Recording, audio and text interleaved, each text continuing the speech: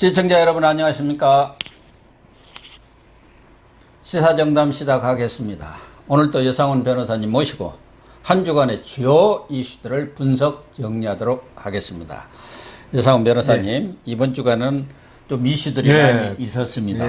그 중에서도 우리 여상훈 변호사님이 꼭 다뤄야 할 사건이 공수처가 윤석열 전 검찰총장에 대한 수사에 착수했다. 이런 보도가 나와가지고 정치권 아주 상당히 충격을 주고 있고 우리 국민들도 공수처가 왜 이런 반응이 나오지 않겠나 그런 생각인데요. 지금 공수처가 윤석열 전 검찰총장을 왜 수사한다는 것이죠? 그러니까 윤석열 총장이 서울중앙지검장으로 있을 때인가요? 그 나임 사건. 옵티머스네.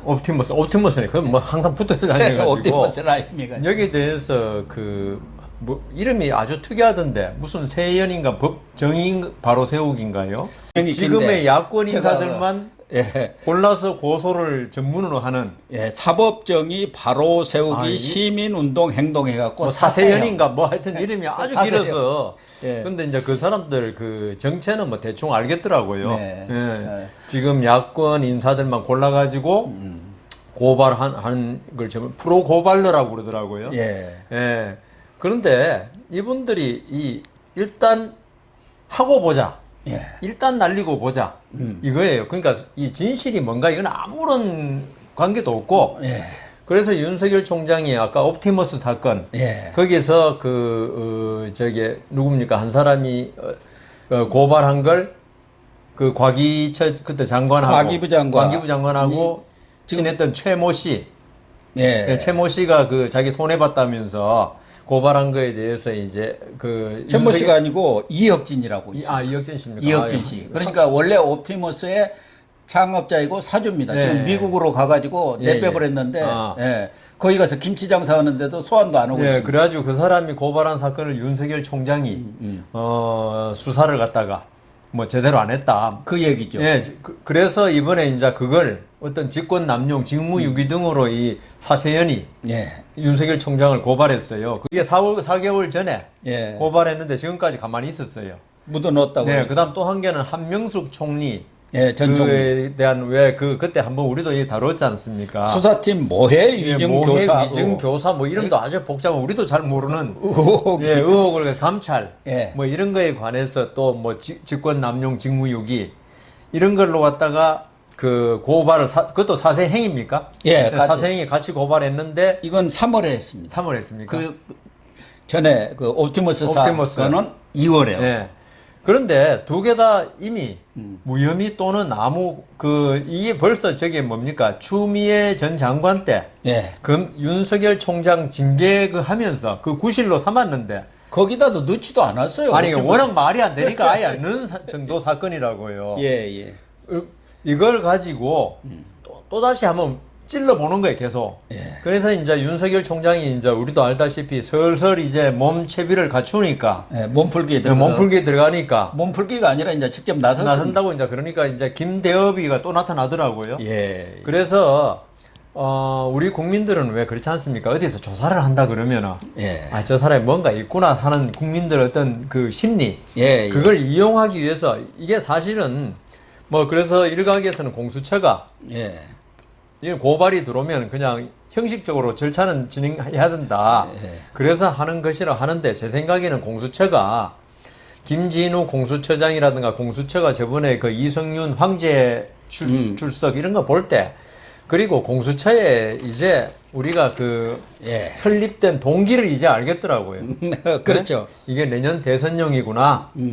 야권 유력 인사들 오면은 특히 야권에는 주로 이제 검찰, 법원 출신들이 이런 사람이 많으니까 이 사람들 발묶기 위한 그런 기관이 아니었냐 하면서 그때 우리가 많이 의심을 했거든요.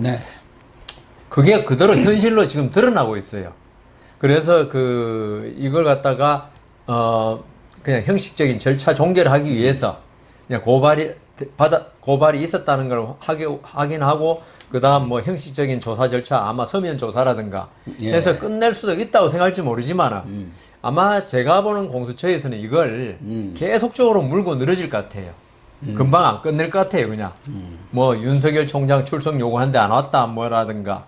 그 다음 주요 참고인, 지금 이혁진이라든가. 예. 이 사람이 지금 그 미국에서 돌아오지 않고 있다.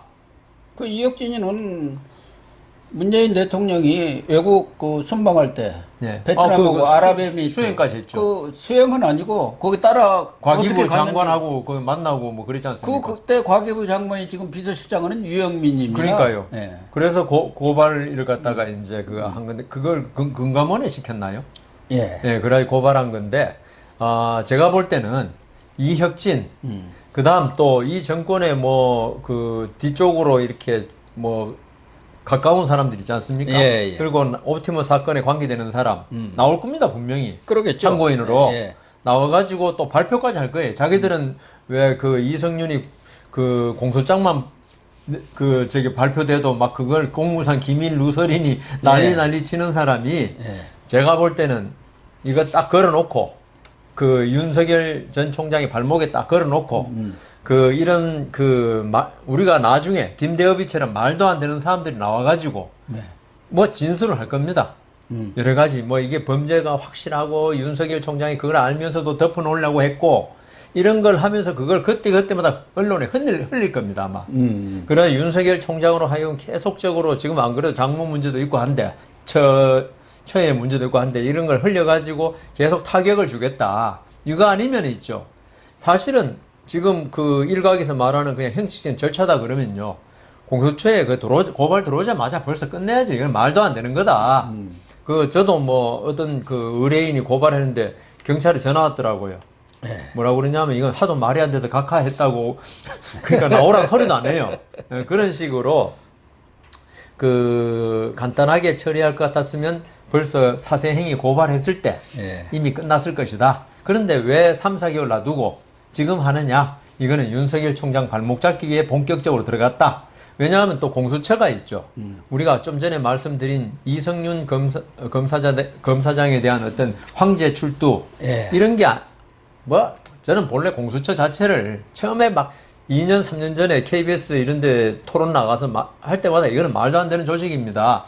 했기 때문에 뭐 그게 지금 제 예언은 아니지만 법조인이라면 누구나 생각할 수 있는 이 공수처의 어떤 실체가 드러나고 있기 때문에 계속적으로 괴롭힐 것 같은 생각이 드네요. 그러니까 이 사세행 대표가 김한매 씨던데 앞서 얘기한 대로 전문적으로 이렇게 고발을 많이 하고 특히 윤석열 전 총장과 또 가까웠던 그런 검사들에 대해서 아주 전문적인 고발을 해서 윤석열 씨 부인 김건희 코바나 컨텐츠 대표도 고발했고 한동훈 검사장도 고발했고 지금 이번에 조남관 차장도 고발됐죠. 고발이 됐고 한명숙 사건과 관련해서도 이두봉 이번에 인천지검장으로 갔죠. 대전지검장 하다가 그리고 김유철 원주지청장 이런 사람들도 고발이 됐습니다. 그러니까 이 옵티머스 사건은 우리 시청자들의 이해를 돕기 위해서 2017년 8월부터 그 다음에까지 한국방송통신진흥원이라는 곳이 있습니다. 여기에서 1,070억 원을 옵티머스 자산운용에다가 투자를 했어요. 근데 이게 문제가 된 거죠. 이제 나중에 문제가 엄청나게 커진 것 아닙니까? 그런데 다행히도 한국방송통신진흥원에는 바로 얼마 있다가 그 돈을 회수를 했죠. 그런데 이제 이 문제와 관련해서 아까 이야기한 이혁진이가 이게 뭔가 문제가 있는 것이다. 그 투자할 때부터 그렇게 많은 돈을 한 곳에다가 몰빵, 우리 하는 얘기로 몰빵을 한 그런 게 있고 뒤에 뭔가 정치적 작용이 있다 해갖고 이 당시 과기부 장관인 요 한국방송통신진흥원이 과기부 사람이니까 그렇죠. 유영민 장관한테 민원을 한 거예요. 그러니까 2018년에 3월인가에 문재인 대통령이 베트남하고 아랍에미리트 순방하는데 거기 어떻게 또 따라갔어요. 동행도 하인데 따라가가지고 호텔에 나타나서 이런 일이 있는데 좀 조사를 해주세요. 이제 과기부가 그 문제에 대해서 수사를 요청을 했어요. 그렇죠. 그런데 이제 그 당시 윤석열이가 바로 중앙지검장이었고 그때 이제 문제가 됐을 때 담당 수사 책임자가 지금 원주지청장이죠. 김유철. 예, 김유철. 당신은 아마 형사 7부장이에요. 7부장. 윤석열 전 총장도 그렇고 이 김유철 지청장도 이 사안은 이미 돈이 다 회수가 됐고 본인들도 뭐 처벌을 원치 않고 금감을 해서 2번이나 조사했는데 별 문제는 없었다겠다. 그래서 큰 사건이 아니기 때문에 부장 정결로 처리를 했고 지검장한테는 보고조차 안 했다. 그러니까 윤석열 그때 당시 지검장이 어떻게 보면 진정 사건이에요, 보면. 예, 그렇죠. 진정 사건에 대해서 후에 보고받을 수 있지만은 사건이 종결되고 나 정결로 종결되고 나서 사장이나 아마 이 선에서 종결됐을 겁니다. 그런데 윤석열 총장은 사실 관여도 안 하고 모르는 사건을 지금 고발한 겁니다. 어떻게 보면은 그 그렇죠. 자리에 있었다는 자체만으로. 그래서 이 사건, 이 고발하는, 사생행위 고발하는 동기가 너무나 뻔하다. 그리고 이 사람 그 사생행위 대표 안매가 이름이 좀 특이하던데. 김한매 씨입니다. 예, 뭐좀 한이 맺혔나. 김한매. 예, 그러니까 한이 맺힌 사람이 보이는데. 이런 사람들 또 고발 잘합니다. 명예훼손했다고. 한이 많으니까 고발할 거 아닙니까? 어떤 사회 정의를 세운다 한이 많았던지. 그랬던 것 같습니다. 예, 그래서 이제 윤석열 총장의 어떤 관여가 조금이라도 있으면은 그 자리에 있었던 것만이 아니라 진짜 뭐 그 무혐의 지시를 한다든가 했으면 모르는데 아무것도 아닌 걸 가지고 이게 고발을 갖다가 일삼는 게 과연 이게 정당한 어떻게 국민의 어떤 고발권의 행사인지 아니면은 어떤 유력 정치인을 즉 야권으로 간다는 게 거의 확실하지 않습니까? 이런 정치인의 어떤 그 흠집을 내기 위한 어떤 고발인지 여기에 대해서 좀 빨리 결론을 내려야겠다. 왜냐하면 4개월 전에 그때 고발했을 때 내렸으면 이미 언제 끝났을 거 아닙니까? 그렇죠. 그런데 이제 6월 달이면 내년 그 대선까지 9개월 남아, 8개월 남아, 여기에 한다는 거는 해명할 기회를 안 주고 계속적으로 괴롭히겠다. 이것밖에 안 되거든요. 한명석 전 총리 수사팀 모해 위중 교사 의혹도 마찬가지 아닙니까? 예, 마찬가지예요. 그것도 앞서 얘기했지만 추미애 장관 때도 문제가 됐는데 아무 논의하다가 흐지부지 되고 그러니까요. 징계 사유도 안 올렸고 예. 이건 또 박봉기가 또 와가지고 수사지휘권을 발동을 했어요. 예. 그래가지고 대검 부장끼리 논의해서 그것에 대해서 유무죄를 판단을 하겠는데 그때 조남관 대검 차장이 묘수를 냈죠. 부장 말고 고검장들 전 불러가지고. 거기서도 무혐의 판결이 예. 난 거예요. 그러니까 이게 하여튼 억지스러운 고발이었다. 그리고 동기가 뚜렷한 고발이었다.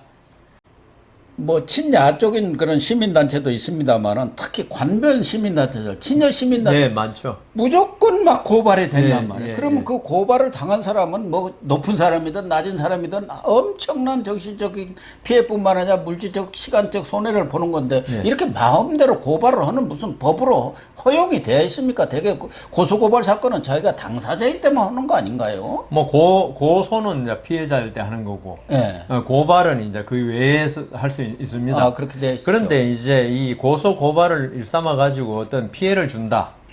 이러면 이게 이제 어떤 없는 사실을 가지고 했으면 그거는 무고죄가 되겠죠. 예. 네, 무고죄가 되고 그다음 무고죄가 안 되더라도 손해배상 청구, 정신적 피해를 입잖아요. 예. 그 손해배상 청구를 할 수 있는데 아마 그 사람들은 오히려 그걸 원할 겁니다. 그 윤석열 총장이 자기를 고소해주거나 아니면 그 민사소송으로 손해배상 청구를 하기를 원할 거기 때문에 윤석열 총장이 뭐 단수가 거기도 제가 지금 몇 단쯤 되는지는 모르겠는데 예. 아직 9단까지는 안 갔을 것 같고 안 할 겁니다. 이 얘기는 이런 일이 있을 때는 있죠. 무시 전략이 최고 좋습니다. 그 사람들은 사건을 키워가지고 그렇죠, 그것이 그렇죠. 여론화되고 예, 뭐 예, 사실이든 아니든 간에 그걸 지금 바라는 거 아닙니까? 예. 문제는 말씀하신 대로 이것이 2월, 3월에 고소고발이 된 사건을 묵히고 있다가 물론 이제 공수처가 출범해가지고 뭐 사람이 없다. 사람도 없고 수사할 역량도 없었으니까 그렇다 하더라도 시기 자체가 4일부터 이렇게 수사를 했다면 그때 얘기를 해야 하는데 딱 윤석열 총장이 정치 행보를 시작하자마자 이런 문제가 터지고 더군다나 어제 35.1% 최고 나왔더라고요. 여론조사 수치가 두 자릿수로 이재명은 23.1. 예. 그러니까 12% 차이가 난 거고 그다음에 양자 대결에서는 51.2 대 33.7. 이것도 뭐 어마어마하게 난 거죠. 거기다가 국민의힘 전대 있기 바로 전날 이렇게 딱 치고 나온 것은 정치적 의도가 없으면 도저히 있을 수 없는 일이고 제가 볼 때는 공수처가 있죠. 만일에 독립적인 그 정치권은 독립된 기관이었다면 있죠. 예. 이거 2월달, 3월달 했을 때 그냥 그 자료나 좀 내봐라 윤석열 측에 하고 그거 저희 각하라고 있어요. 네, 각하. 이거는 수사 대상이 거리가 안 된다. 거리가 안 된다. 이게 사실 지금 고 교수님하고 저하고 이야기했지만 이게 조사거리가 됩니까? 지금 안 그래도 공수처에 뭐 인원도 없고 수사관도 20명밖에 안 된다면서 이런 말도 안 되는 사건까지 조사를 해야 됩니까? 그리고 이런 걸 갖다가 이런 사건이 있죠. 그렇게 각하를 하고 나서 예? 이런 고발이 있었고 우리가 이래서 각하했다. 이러면 되는 거지. 진짜 말씀대로 국민의힘 전대 하루 전에 4일부터 뭐 저쪽 해놓고 그 발표한다는 게 그건 좀 너무나 의도가 드러나는 거죠. 특히 의심을 하지 않을 수 없는 게 공수처가 이렇게 발표 언론한테 리리스한 날에 송영길이가 예. 윤석열 전 총장에 대해서 느닷없이 배신 프레임을 들고 나왔어요. 예. 그 전날 9일 날에는 또 우당 이회영, 거기 김영광, 개관식에 가서는 그렇게 더 반갑게 악수를 하고 두 손 잡고 하더니 그게 정치인들 아닙니까? 그 다음 날 아니 문재인 대통령이 오기수를 띄워서 검찰총장으로 이렇게 파격 승진해 줬는데 그 의리를 배신하고 이렇게 대권 후보로 나온다는 것은 말이 안 된다. 과거 YS 때도 이해창 전 총리가 YS를 배신하고 나가서 어떻게 됐느냐. 뭐 하면서 제2의 이해창론 하면서 배신 프레임을 딱 씌웠단 말이에요. 그게 거기다가 송영길은 또 엑스파일 락 많이 갖고 있어. 뭐 네, 그때 한번 이야기했었죠. 그래서 오늘 이준석 당대표가 됐지만은 진짜 구태 정치거든요, 그게. 우선 이거 송영길 대표 전에 최강욱 의원이 아마 윤석열 총장이 공수처 수사대상 1호가 될 거라고 공공연하게 옛날 떠들고 다녔어요. 그게 이제 딱딱딱딱 이제 맞아 들어가고 있는 거예요. 이제 자기들 이 공수처를 만들고 이 공수처를 통해서 자기들이 얻고자 하는 정치적 이득을 이제 실현하고 있는 단계인데요. 그래서 이게 공수처가 과연 이게 정치적인 중립이 전혀 보장 안 되는 그런 기관이구나 다시 한번 확인하게 되고, 그다음 배신 프레임 씌운 거 있잖아요. 참 송영길 대표가 그래도 변호사입니다. 변호사들이 왜 그러나? 그거 자기 말대로 하면 자기는 한만에 시험 된 아주 우수한 사람이고, 머리가 크다고. 윤석열은 9번 만에 된 아주 열등한 사람인데, 우리가 있죠. 대통령이 지금 그 윤석열을 검찰총장이 임명해 줬다는 거, 이 때문에 대통령한테 충성을 해야 한다는 거, 이게 얼마나 구태의연하고 왕조시대나 그 할 법한 발언입니까? 왕조가 아니고요. 그건 조폭을입니다. 그렇죠. 그 검찰권, 사법권 행사를 의리에 따라 행사하는 거 있죠. 이거는 조폭들 세계 하는 말이에요. 조폭에는 법도 없고 아무것도 없지 않습니까? 그 보스가 이놈 그 우리 조직 배신원 배신했으니까 땅에 묻어. 그 산에 들어가서 묻잖아요. 안 그러면 뭐 더 험한 것도 영화에서 많이 봤는데 그런 식인데, 제가 그 이 자리에서 예전에 몇 번 말씀드린 게 있죠. 대통령이 있죠. 검찰총장을 임명하고 그다음 대법원장을 갖다 임명하잖아요. 이게 대통령이 내 말 잘 들으라고 내 부하를 임명한 게 아닙니다. 그렇죠. 이거는 원래 국민 전체의 뜻으로 임명해야 되는데, 국민 전체가 그 어디 모여가지고 진짜 그 아크로폴리스입니까? 그리스의 직접 선거처럼. 근데 이제 지금 현대 국가에서 그런 게 불가능하니까 우리가 국민들이 대표로 뽑은 사람이 국민들의 뜻을 대신해서 임명해달라. 그러면 결국 문재인 대통령은 그 임명직 공무원을 임명할 때 있죠. 하는 일은 대리인이에요. 국민의 대리인. 문재인 대통령이 어떤 모든 권한을 장악하고 국민들은 옛날에 백성이라 그랬잖아요.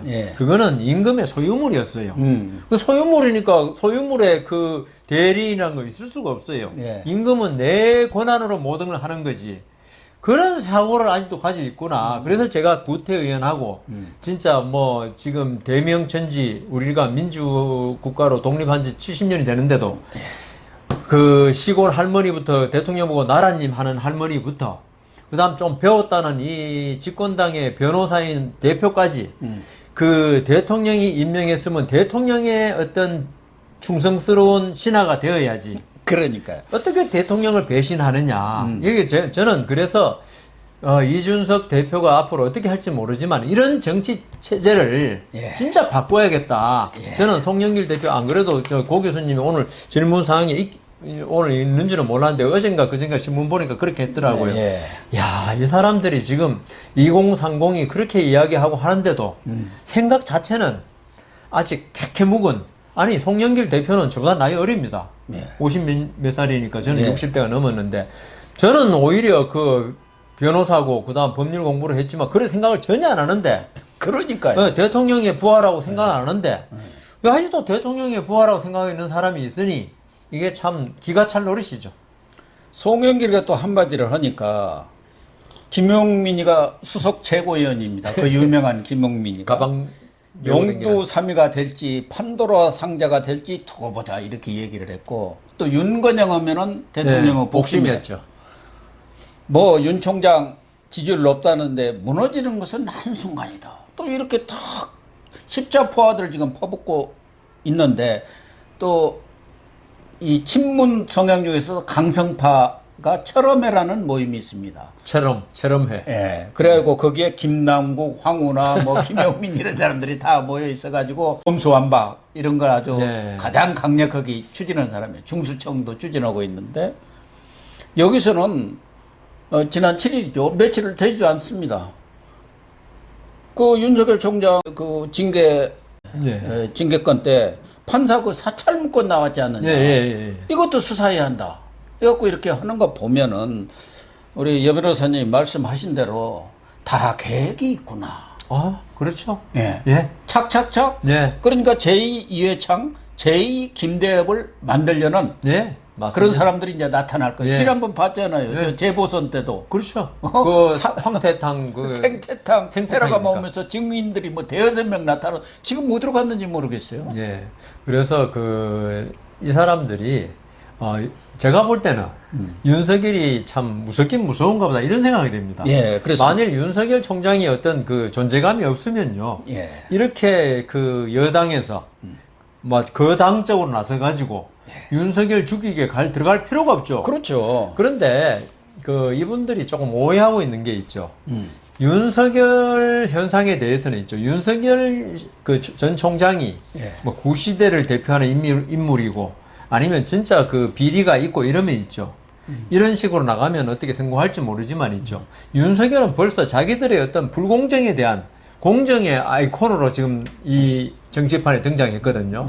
여기서 우리가 윤석열 총장이 그 총장할 때 뭐 대권 이야기도 안 했는데 계속 지지율이 나오고 그래서 한때는 나 여론조사에 넣지 말라고까지 이야기했습니다.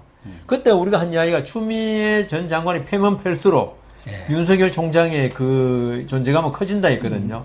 그래서 윤석열 총장이 제가 또 볼 때는 진짜 검사만 20년 이상 한 사람 아닙니까?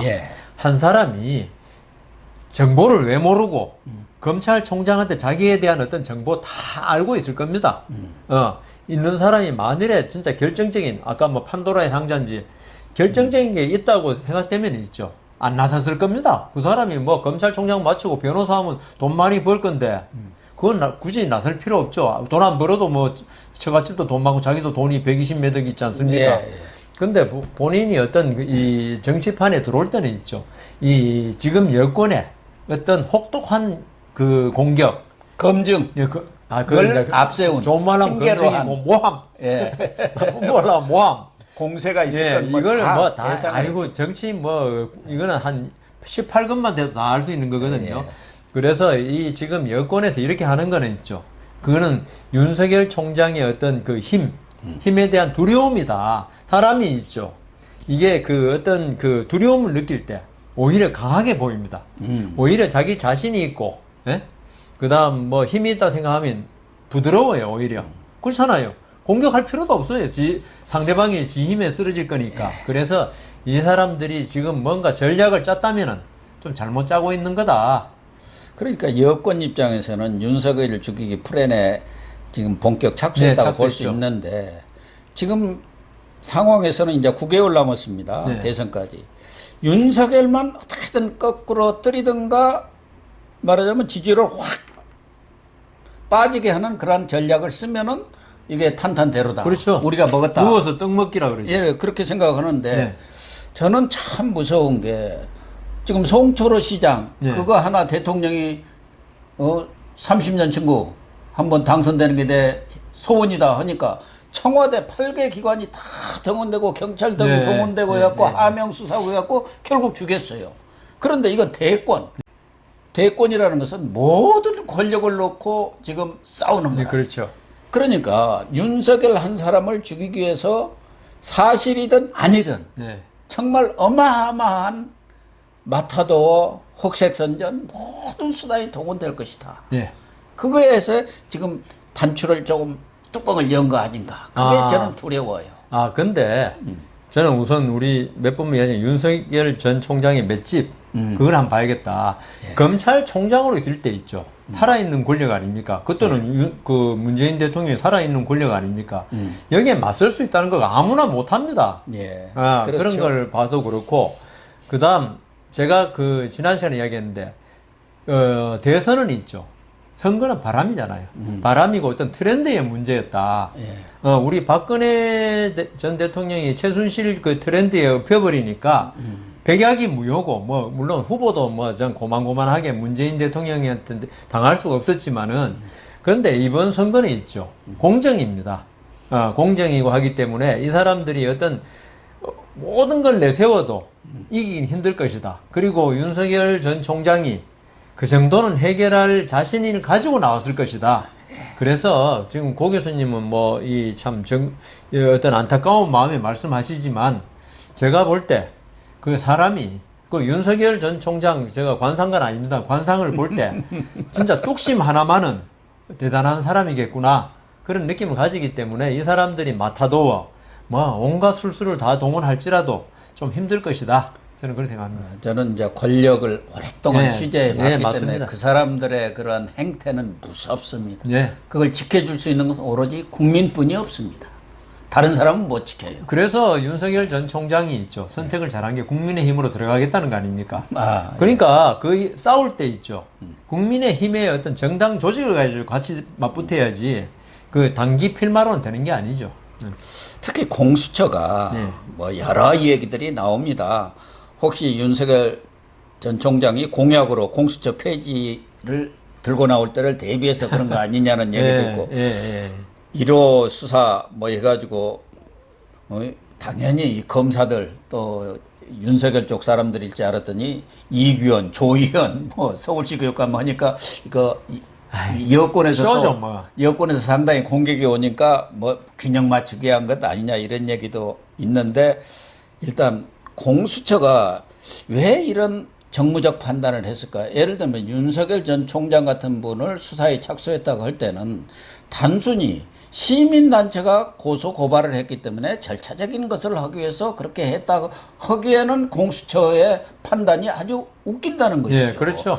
나름대로 뭔가 좀 가지고 근거를 가지고 가지고 이렇게 시작했다 하면은 그게 지그들이 출범한 지 얼마 안 되니까 어디서 여러 간대로 쓰리쿠션으로 들어갔다고 봐야죠. 야, 이런 증거도 있어, 저런 증거도 있어. 한번 해봐. 그리고 계속 우리가 다른 사건도 계속 제공을 할 테니까 이런다면 이게 문제가 그러니까 두 가지죠.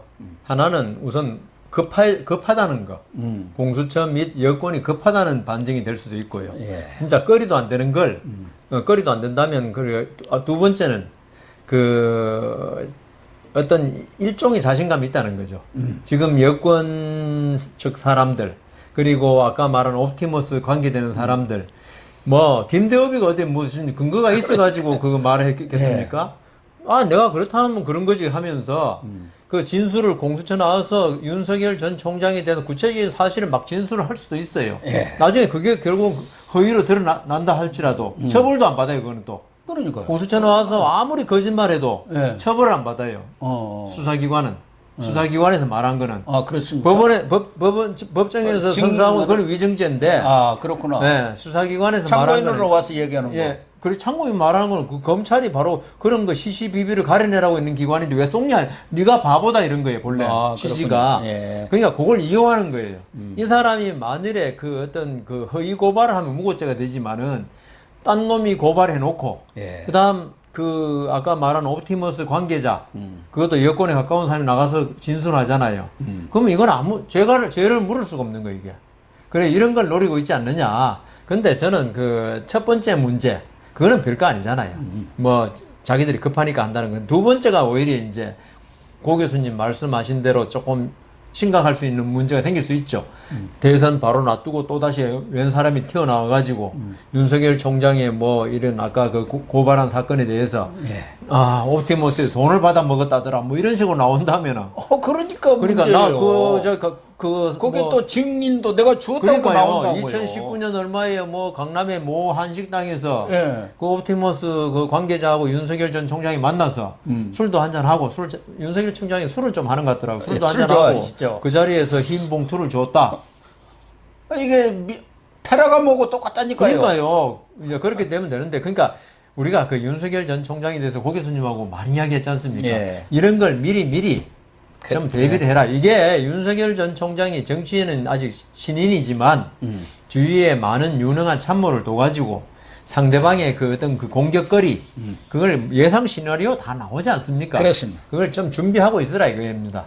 그래서 윤석열 총장과 관련해서 공수처가 이게 칼을 잘못 꺼낸 것 아닌가 하는 생각이 드는데 하나는 이게 무혐의 결론이 나오면은 완전히 윤석열 총장은 날개를 다는 것이고 예를 들면 그것이 사실과 관계없이 어쨌든 거리가 만들어져 가지고 윤석열 총장한테 타격을 주면 날개가 꺾이는 겁니다. 그런데 제 생각에는 어떻게 될 것 같습니다. 무혐의 결정을 속으로는 이 무혐의인데 그 발표는 안 할 겁니다. 내년서 지지부진할 겁니다. 계속 끌고 가는 거죠. 예, 한 놈씩 뭐 이제 그 여권에서 옵티머스에 관계되는 사람이 한 달에 한 번씩 나오라 그러면 뭐 출석 연기 받고 이래가지고 그럼 몇 개월 금방 가잖아요. 이혁진이가 아마 저는 날라올 그래 것 마지막에 MB 때 BBK 안 그러니까 맞습니까?